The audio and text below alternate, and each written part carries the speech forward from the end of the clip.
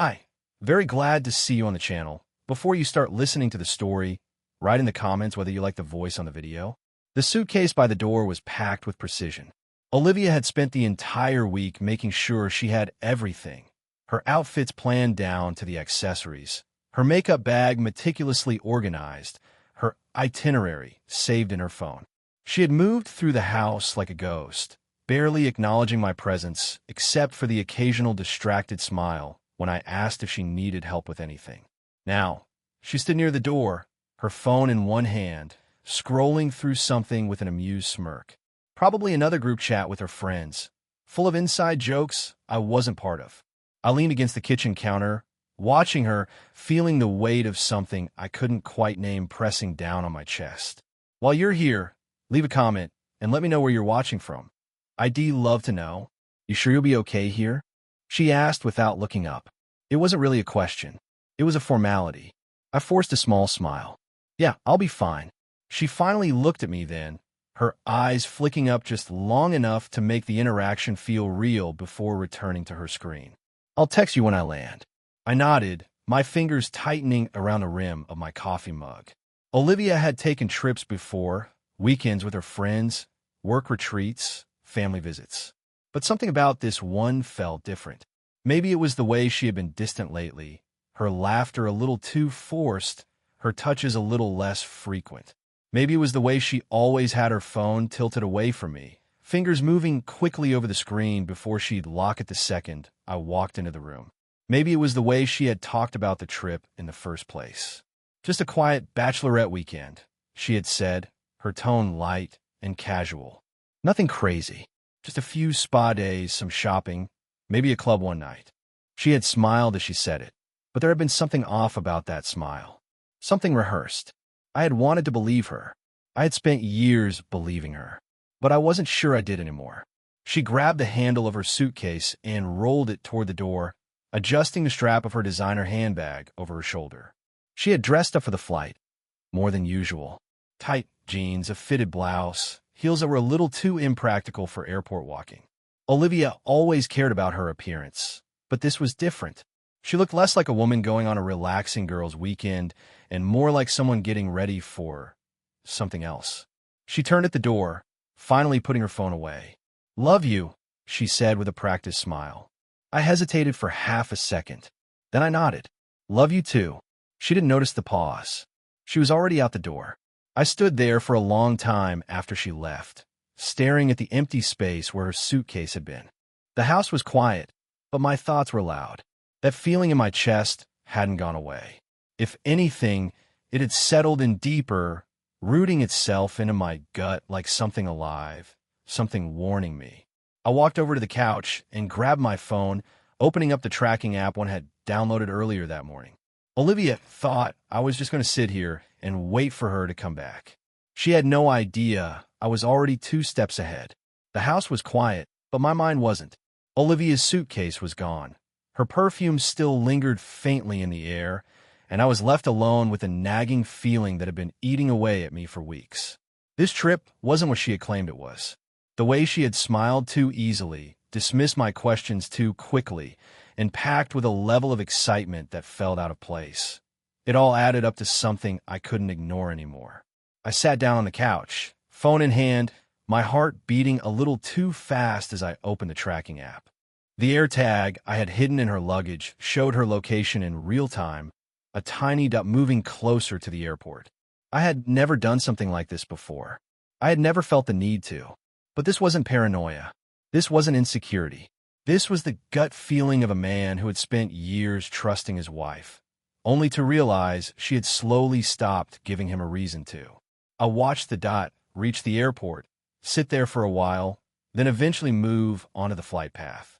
I locked my phone and leaned back against the couch, staring at the ceiling. I could still turn back. I could pretend I didn't feel the distance between us, pretend I didn't see the way she had started treating me like an obligation instead of a partner. I could be the husband who swallowed his suspicions and waited patiently for his wife to come home, acting like nothing had changed. Or I could face the truth. I had already made my choice. Hours later, Olivia's plane landed in Las Vegas. The tracking app placed her right at the hotel she had mentioned. I felt a small, bitter sense of relief at that. At least she hadn't lied about where she was staying. But I wasn't looking for small truths. I was looking for the big lie. Her text came in a few minutes later. Olivia, landed. Just got to the hotel. Long flight, so we're going to chill for a bit before heading out. Love you. A perfectly normal message. Casual. Just enough detail to seem real, but vague enough that I had no way of knowing what really was happening. I stared at my phone for a long moment before typing back. Me, glad you made it. Have fun. She responded with a heart emoji. I turned my phone over on the table and exhaled. I had always thought that if Olivia ever cheated, it would be something slow. A mistake that built over time. Something she justified to herself by claiming I wasn't giving her what she needed. That's what people did, right? They convinced themselves that their betrayal was somehow deserved. But this wasn't a slow, emotional affair. This was a planned event, a calculated deception. I wasn't sure which was worse. That night, the AirTag showed Olivia still at the hotel. Another message came in around midnight. Olivia, heading to bed early. Big day tomorrow. Love you. Another heart emoji. I stared at the screen, my jaw tightening. It was a lie. An hour later, her location shifted. She wasn't in the hotel anymore. The dot moved across the Vegas Strip, stopping at a club. I checked the name. It wasn't just any club. It was a high-end place known for its entertainment. The kind of place where bachelorette parties went when they wanted something wild. I clenched my phone, my pulse thrumming. I could see it clearly now. The carefully chosen outfits, the secretive texts, the way she had reassured me just enough to make sure I wouldn't ask too many questions. She had planned this. She had looked me in the eye, kissed me goodbye, and walked out the door knowing exactly what she was going to do. I stood up, pacing the living room, my mind racing. Confronting her now wouldn't do anything. She'd deny it, twist it, make me look like the insecure husband who didn't trust his wife to go on a simple trip with her friends. No, if I was going to do this, I needed proof. Not just for me. For the moment when I walked into her life and destroyed everything she thought she was getting away with. I grabbed my phone, took a deep breath, and did something I never thought I'd have to do. I called the club. The phone rang twice before a smooth, professional voice answered. Eclipse Lounge, how can I assist you? I hesitated for only a second. Hey, I'm looking to book a private experience for tomorrow night. Of course, the man on the other end said. Are you looking for bottle service, a VIP lounge, or a private show? I took a breath, gripping my phone tighter. Private show. There was a short pause. We have several performers available. Did you have someone specific in mind? I swallowed hard, my pulse drumming in my ears. Yeah, I want the same guy my wife was with tonight. Silence. Then a careful response. I'm afraid I don't have access to that information. I expected that. I'll pay extra. A pause. Then a slight shift in tone. Give me a second. I sat on the couch, waiting, my knee bouncing. I could hear muffled voices on the other end. Maybe I'm asking around, maybe pulling up a list of who had booked what that night. Then the line crackled back to life. All right, he said. I see a bachelorette party had a private session earlier. You're looking for the same performer? I exhaled slowly. Yeah, got it. His name is Dante. You want the same setup? My jaw clenched. Dante, that was the guy. The one Olivia had slipped away to see while I sat at home, believing she was sleeping. No, I said, my voice cold. I want something better. The man on the phone chuckled. We can make that happen. I gave him my details, paid for the session in advance, and hung up. Then I sat there in the silence of my house, staring at my phone, feeling something I hadn't felt in years. Control. The next morning, Olivia texted me like nothing had happened. Olivia, morning. Going to the spa with the girls. Hope you're having a good day. Love you. I stared at the words, my fingers hovering over the keyboard. She was so comfortable lying to me. So good at it. I typed back something simple. Me, sounds nice. Love you too. I could almost hear her smug little smile through the screen. The AirTag showed her location at the hotel. For now, she was keeping up appearances. But I wasn't waiting for her to slip. She already had. That night, I boarded a last-minute flight to Vegas. The plane ride was quiet. I barely looked up from my phone, tracking Olivia's movements, watching her shift as she went out to dinner with her friends. She was completely unaware that I was already closing in on her. By the time I landed, she was back at Eclipse Lounge. I checked into a hotel a few blocks away, changed into something sharp, and made my way to the club. The place was packed, full of people chasing the high of Vegas nightlife. I pushed through the crowd toward the VIP area, where a host greeted me with a polite smile. "Welcome, Mr. Thompson," he said, glancing at the tablet in his hands. "Your request has been arranged. Follow me." I followed him down a dimly lit hallway lined with private rooms. Each door had a glowing red light above it, signaling whether it was occupied. At the end of the hall, the host gestured to one of the rooms. "She's already inside." I felt my pulse slow, my nerves steadying. This was it. I nodded, then pushed the door open. Olivia sat on the plush leather couch, her back to me. She was mid-laugh, her body angled toward a man standing in front of her, Dante. The second I stepped in, she turned, her face lit up with excitement, expecting someone else. Then her eyes met mine, and all the color drained from her face. The room fell silent. I didn't say anything at first, just walked forward, slow and steady, lowering myself onto the couch beside her. She was frozen, her mouth opening and closing like she was trying to process what was happening. Dante shifted awkwardly. I'll give you two a moment." He stepped out, closing the door behind him. Olivia finally found her voice, but it was weak. "Ryan, what are you doing here?" I reached into my pocket and pulled out an envelope, placing it neatly on the table in front of her. "Go ahead," I said, my tone eerily calm. "Open it." Her hands trembled as she picked it up, sliding the papers out. Her breath caught when she saw the heading. "Divorce petition." She looked up at me, eyes glassy with panic. "Ryan, wait, this isn't." I cut her off with a slight tilt of my head. "Don't lie to me, Olivia." "Not now." She blinked rapidly, her brain scrambling for an excuse, a way out. "It wasn't. I didn't." I leaned forward, resting my elbows on my knees, locking eyes with her. "You planned this," I said, my voice steady. "You looked me in the eye before you left and told me it was going to be low-key. You said you were going to bed early. But you weren't, were you?" She flinched. "Ryan, you were here." I tapped the table for emphasis. "In this room. With him." She shook her head quickly, tears forming. "It didn't mean anything. It was just a stupid." I let out a humorless laugh. "It didn't mean anything?" I gestured around us. "You paid for this, Olivia. You went out of your way to plan it. So don't sit here and act like it was a mistake." Tears spilled down her cheeks. "Please don't do this. Let's talk about this privately." I sat back, studying her. "You mean somewhere you can control the narrative? Somewhere you can twist the story into something that makes me look like the problem?" I shook my head. "No, we're done." Her shoulders shook as she stared at the papers in her lap. "I'll do anything, Ryan. Please just—" I stood up, cutting her off. "I already did everything, Olivia," I said, "and it wasn't enough for you."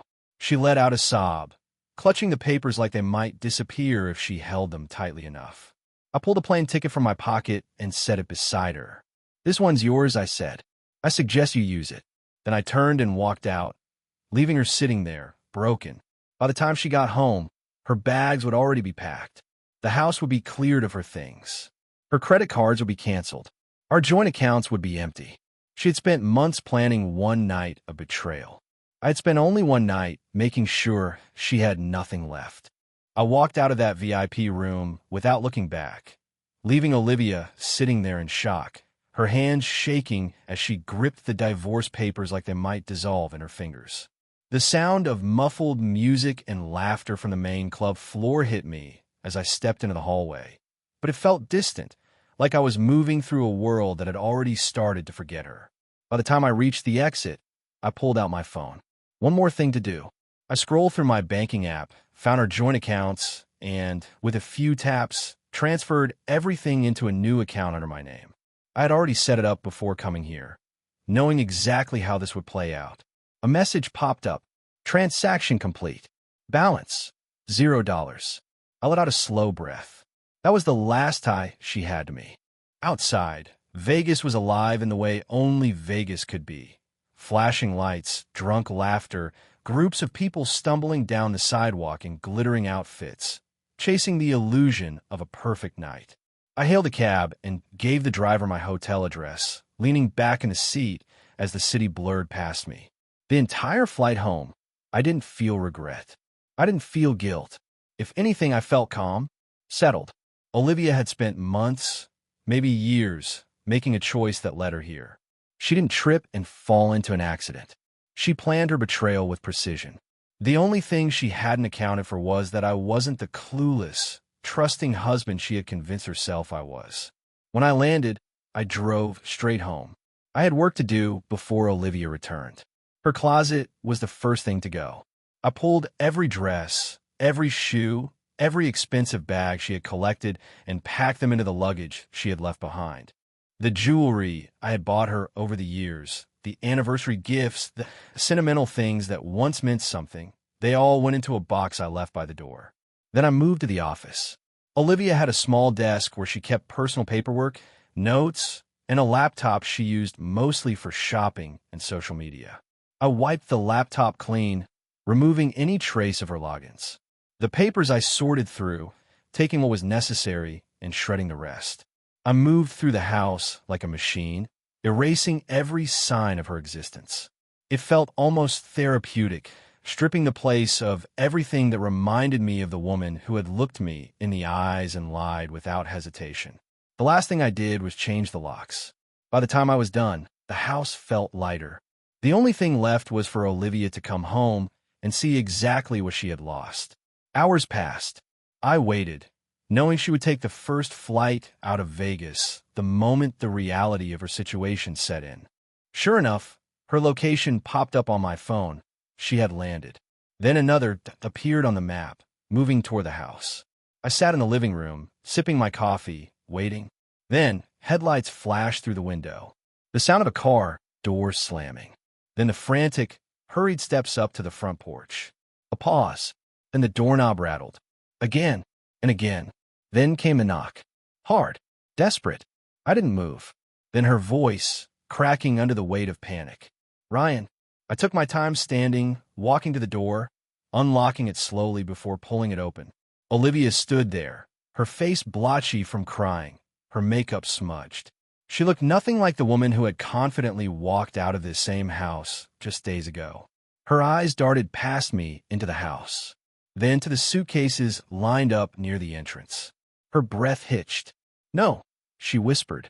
No, Ryan, please. I leaned against the doorframe, arms crossed. Something wrong?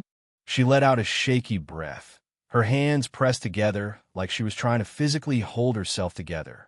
You cancel my credit cards. I nodded. Yep. I have nothing, she choked out, tears spilling over. No money, no way to. I tilted my head. You should have thought about that before you decided to ruin your life for one night in a VIP room. Her lips trembled. I wasn't thinking. It was stupid, Ryan. I cut her off with a sharp shake of my head. Don't insult me by pretending this was a mistake. You planned it. You lied about it. And now you're crying because you got caught. She wiped at her face, breathing uneven. Please, just let me come inside so we can talk. I didn't move. There's nothing to talk about. You made your choice. Now you get to live with it. A broken sob left her lips. I don't have anywhere to go. I let the silence stretch. Let the weight of that sentence settle over her. Then I took a slow step forward. Not my problem. Her breath hitched like I had struck her. Ryan, please. I grabbed the handle of one of her suitcases, wheeled it onto the porch, then grabbed the second one and did the same. She stared at them, eyes wide with disbelief. Then, finally, she looked back up at me. The realization was sinking in. She had lost. Completely. I loved you, she whispered. I still love you. I didn't smile, didn't laugh, didn't react at all. Instead, I met her eyes with the cold, hard truth. No, Olivia, I said, you loved yourself, and now you're alone. She let out a small, broken noise, her body trembling as she reached out one last time, her fingers barely brushing my arm. I stepped back. Then I closed the door and locked it.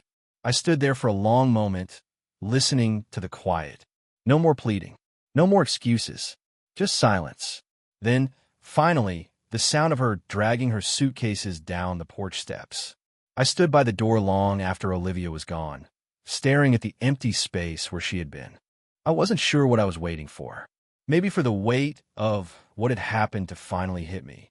Maybe for some lingering piece of regret to crawl into my chest and settle there. But none of that came. Instead, I felt relief. A deep, quiet kind of relief that I hadn't known I needed until this very moment. I turned away from the door, exhaling slowly as I walked back into the house. It was mine now, truly mine. No more tension lingering in the walls. No more forced conversations over dinner. No more waiting for a version of Olivia that didn't exist anymore. The reality of it all sank in. I had done what so many men in my position don't do. I had acted before she had the chance to twist the story in her favor. I had won, but there was still one more thing left to do. I grabbed my phone, scrolling through my contacts until I found a number I had saved. Claire, Olivia's best friend, the one who had invited her to this so-called bachelorette trip in the first place. The one Olivia had claimed she'd be spending the entire weekend with. I hit call and waited. Claire picked up on the second ring, her voice laced with surprise. Ryan. I kept my tone steady. Hey, Claire. Quick question. How was the spa yesterday? There was a pause, just long enough to confirm what I already suspected. Oh, what? The spa. Olivia told me you guys spent the day there. Another pause, then a nervous laugh. Oh, right. Yeah, we were supposed to, but plans changed. You know how it is.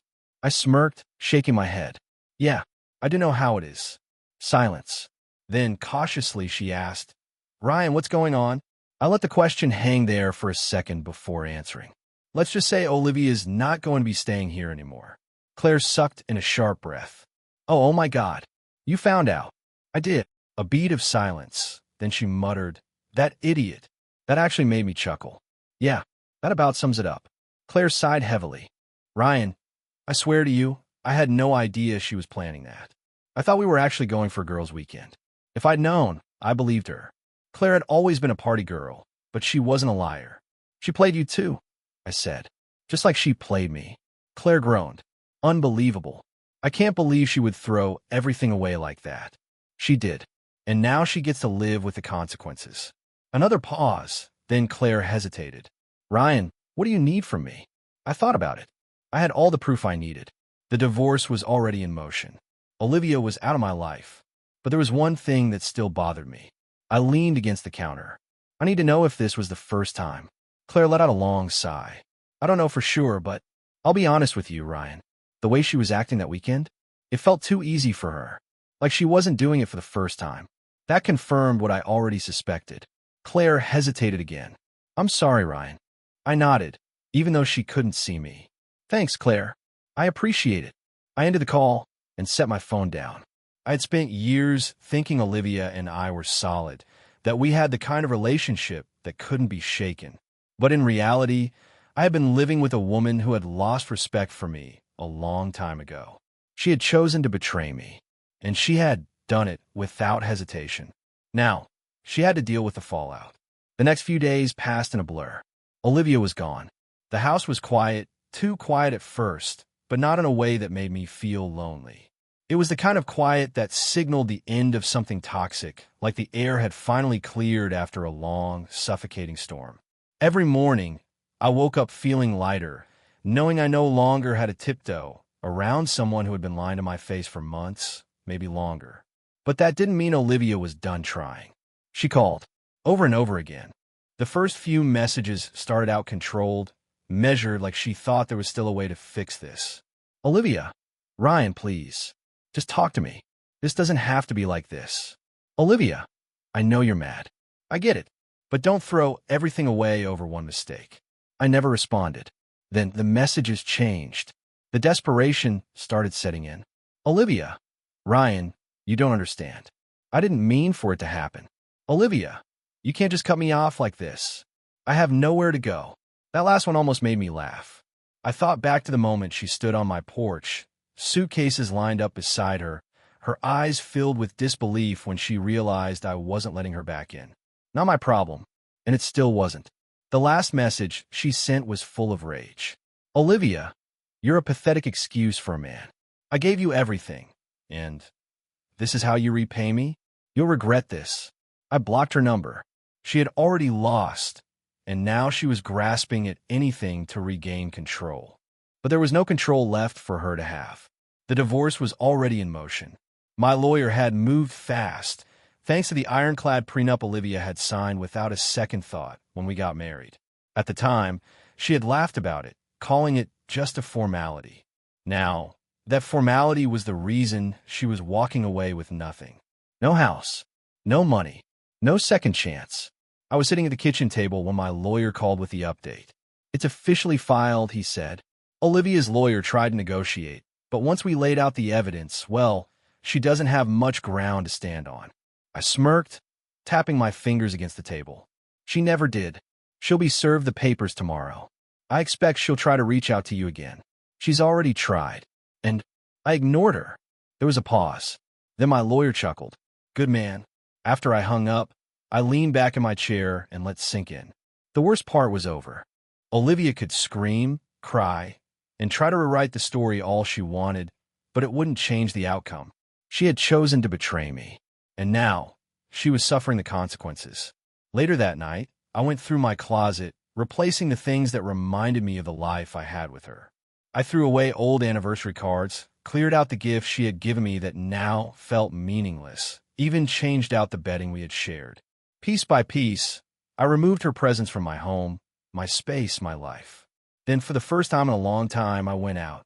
Nothing crazy, just a small bar across town, the kind of place Olivia never liked going to because it was too simple.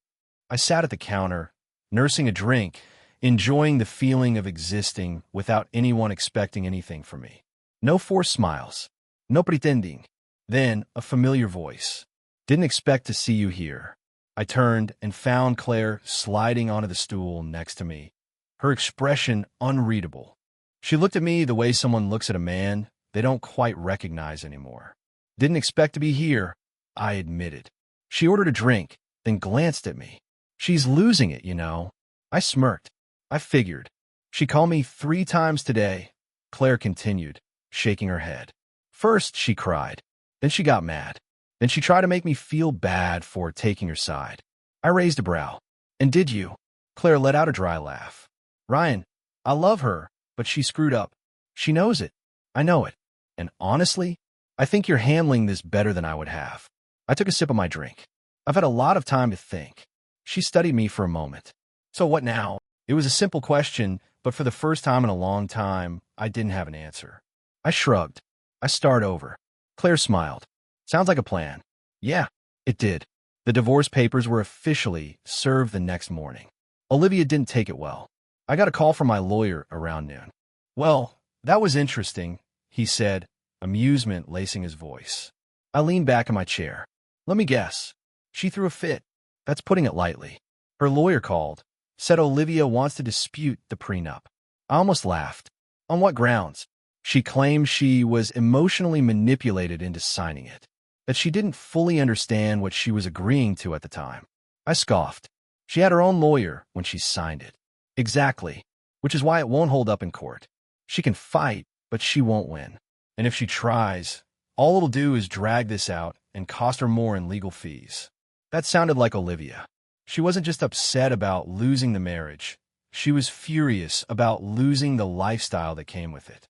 She had spent years building her identity around being the perfect wife, the woman with the nice house, the expensive clothes, the picture-perfect relationship. Now, all of that was gone, and she had no one to blame but herself. I smirked. Let her burn through her money trying. My lawyer chuckled. "I figured you'd say that. I'll keep you updated." When we hung up, I checked my phone. Olivia had tried calling again, multiple times, but every attempt went straight to voicemail. She had no way to reach me now, no way to manipulate the situation, no way to twist the story into something that painted her as the victim. She had made her bed. Now, she had a lie in it. Later that evening, I met up with Claire again. It had become a bit of a habit, the two of us catching up over drinks, trading stories about Olivia's latest meltdown. We weren't close before all of this, but now, she was one of the few people who truly understood what I had been through. "She called me again today," Claire said, swirling her drink. I almost didn't pick up, but I was curious. I raised a brow. "And she's panicking." Claire smirked. Tried to act like she was above it at first, but then she started asking me if I thought you'd ever forgive her. I snorted. Forgive her? Yeah. She actually had the nerve to say she messed up, but that she doesn't deserve to lose everything over one mistake. Claire leaned in, and I told her, Liv, it wasn't one mistake. It was a whole damn event. I laughed, shaking my head. Let me guess. She didn't like that answer. Not even a little. Claire smirked. She said you're being heartless, that you're enjoying this. I took a sip of my drink. Maybe I am. Claire studied me for a moment, her expression unreadable. Then she nodded. Good. You should. For the first time in a long time, I wasn't the one getting played. I was the one holding the cards. Olivia was scrambling, and I wasn't going to throw her a lifeline. She had spent years treating me like I was less, mocking me in front of friends, rolling her eyes at my jokes, making me feel like I was lucky to have her, when in reality, she had been the lucky one. Now, she had to watch as I moved on without her. By the time I got home, I was exhausted but satisfied. I poured myself a drink and sat on the couch, staring at the quiet, empty house. It felt different now. Peaceful. It was mine again. No tension. No resentment hiding beneath forced smiles. Then my phone buzzed. A new email. I clicked on it, expecting another update from my lawyer. But it wasn't from him. Subject: urgent. Financial records review. It was from Olivia's lawyer. I opened it, skimming through the formalities until I reached the part that made me sit up straight. We have reviewed the division of assets and noted an unusual withdrawal of funds from the joint account on the date of our client's trip. Mrs. Thompson is requesting full transparency regarding these financial decisions. I smirked. She had just realized that when she came home, our accounts had been empty, and now she was grasping for whatever she could. I set my phone down, took a slow sip of my drink, and let the satisfaction settle deep in my chest. She could keep fighting, but she had already lost. The email from Olivia's lawyer didn't surprise me. If anything, I had been waiting for it. Olivia had always loved control of our relationship, of how people saw her, of the finances she had taken for granted. And now, she was realizing that everything she had assumed was hers had slipped right through her fingers. I leaned back in my chair, rereading the message with a smirk. Mrs. Thompson is requesting full transparency regarding these financial decisions. She wasn't requesting anything. She was begging. I forwarded the email to my lawyer with a simple message. Me, handle this. She gets nothing. Then I closed my laptop, finished my drink, and let the satisfaction settle. I had spent years bending over backward to make Olivia happy, only for her to treat me like I was less. I had worked late nights, saved every penny, built a life for us while she played the role of the perfect wife, when in reality, she had been planning her escape long before I caught her in Vegas. She just never expected me to be the one to walk away first. A few days passed in blissful silence. No messages, no phone calls, no desperate attempts to win me back. It was almost peaceful, until Claire called. You're not going to believe this, she said, amusement in her voice. I leaned against the kitchen counter. Try me. She's staying with her parents.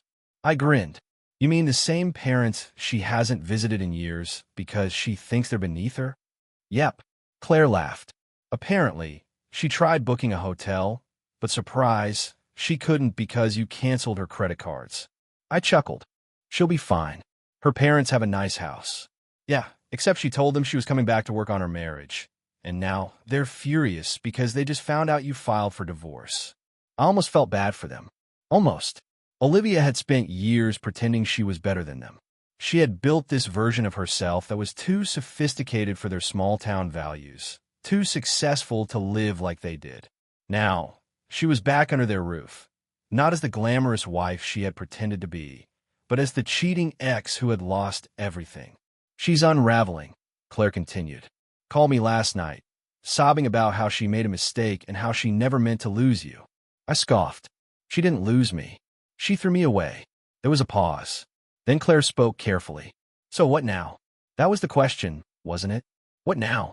I had spent so much time reacting to Olivia's betrayal, making sure she faced the consequences, that I hadn't fully let myself think about what came next. But for the first time in years, I could.